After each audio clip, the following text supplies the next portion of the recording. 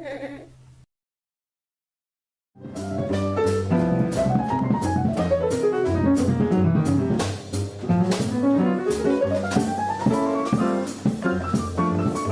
of the primary lessons I learned with my last bar has to do with the choice of the product portfolio. Now, while last time I was exclusively a whiskey bar, this time around I've added fine wines, I've added about a dozen craft beers, we've got a great cocktail menu as well, and 20 commercially available single malts. And this is a group of beverages that we like to call the best of the rest. And thus far, in terms of being a smart business move, it's accounted for about 30% of our sales, and this is only within the first 8 to 10 weeks of business. So clearly it was a good lesson, it was a lesson learned, and we've gone ahead and implemented it, and it's worked out well for us.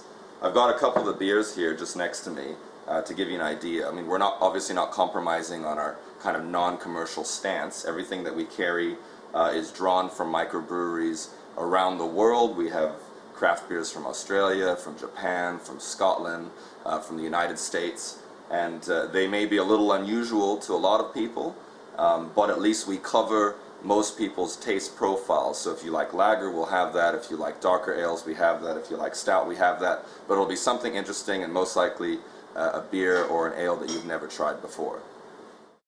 Alright, so in the theme of the best of the rest and beverage lessons learned from the last bar, something that I've done with B28 is make what I would consider to be a very strategic business decision to take on a top-class bartender to work the bar and be able to offer patrons our extensive cocktail menu. Now, while sort of anyone, including myself, can probably buy bottles of liqueur and mix them together and so forth, the real big business decision is whether you want to bring on an expert to be part of your core team. Something fortunately I've done with Miss Aubrey Sim, who's standing right next to me here. And so far it's working out very well. Our customers do definitely appreciate it. It is a genuine percentage of our business, and we're becoming known around town not only for our extensive whiskeys but also for our offering of classic cocktails. And with the latitude that Aubrey has, I mean, basically she's the person that decides what to serve, how to serve it, what ingredients to buy, and we'll let her just tell you a little bit about that.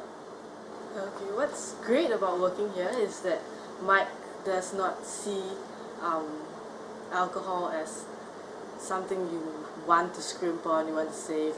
Fresh ingredients make a world of a difference, even when you cook. I mean, I'm sure you know the difference between a store-bought packet of bak kut teh and brewing the soup yourself. So essentially it's the same. If I squeeze the lime juice or orange juice myself, as opposed to getting the sour mixes, which have chemicals in there to make them last a year or two, and then whereas fresh lime juice can only last 2 hours at room temperature, which means that every cocktail you make, you have to cut open a fresh lime and squeeze it on the spot. That sets you back a minute or two in terms of time difference. So there's no way, for example, if I were to make apple martinis, there's no way I can serve the whole room each an apple martini. So that's what customers just have to accept if they want an apple martini. One great thing that he has created is respect for the drinks that we're serving. So instead of people shouting at you to hurry up on the apple martini, in which case you use syrups, you pour and you just shake it up, you don't really taste it, you don't even know what it really tastes like, and you send it out to the table. What we do right here is that Mike has instilled in most of our guests this sense that what we are serving is worth the wait and worth your money. So they come to respect what they are actually consuming.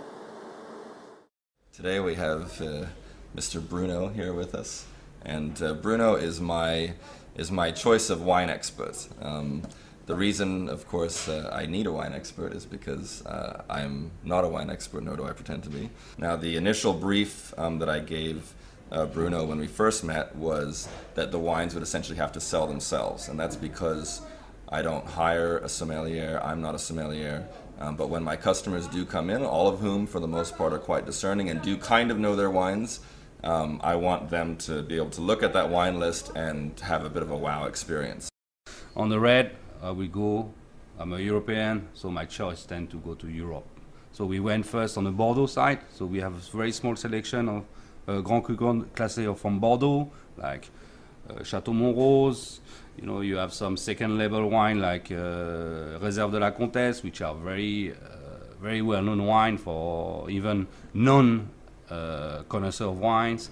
And then we went through other countries, because the idea is not only to show France of a fine wine, is to show also Italy, where we chosen Ceparello, and on Spain when we choose Alvaro Palacio with Les Terras from Priorat.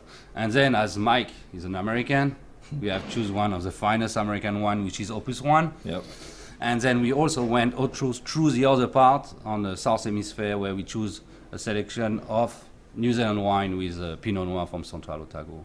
So the wine have been really selected on where we want. We want a choice from varietals, from countries, but still remaining on the quality.